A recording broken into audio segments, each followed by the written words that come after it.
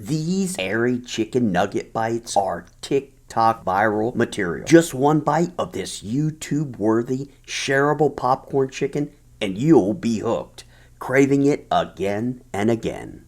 So the first thing we'll need is some chicken. And whether you're using rotisserie chicken like I am, or you've grilled it, or you've just baked it up, it just needs to be a pre-cooked chicken. Next, you'll need cheese. Now, bagged mozzarella will work best for this recipe. But if the added ingredients in it bother you, go ahead and shred some mozzarella up fresh. Now this ingredient really makes this recipe pop. So first we'll take 1/2 cup loosely packed pepperoni and add it to our food processor, followed by 1/2 heaping cup of mozzarella cheese. Now in your food processor, make sure just to bump this. You don't want to overmix this mixture. Once you've got it looking like this, you're ready for the next step. Now put it on a plate or in a bowl and place it to the side, and we're gonna get our diced chicken. You just wanna pulse this until you reach a consistency that looks like this.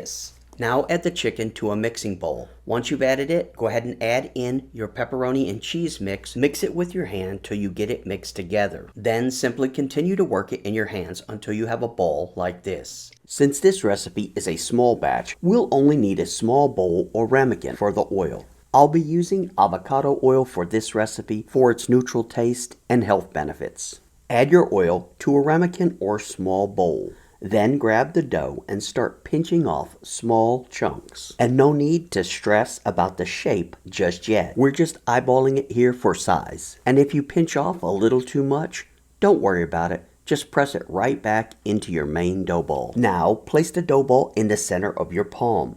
Then squeeze it gently with both hands. It's very important that it's tightly packed so it doesn't fall apart in your oil. Also, be sure to smooth any rough edges. Place that chicken bite into the oil and make sure it is fully coated with oil. Once everything's coated evenly, we're going to bring out that extra large crumbs. You know, the ones left over from our rind flour? And if you haven't made it before, here's a video that breaks it down. As you can see, these are more like pork panko, not super fine. Now grab a small bowl or plate. Add your pork panko and start dipping the chicken bites into the crumbs. Press gently so that it all sticks.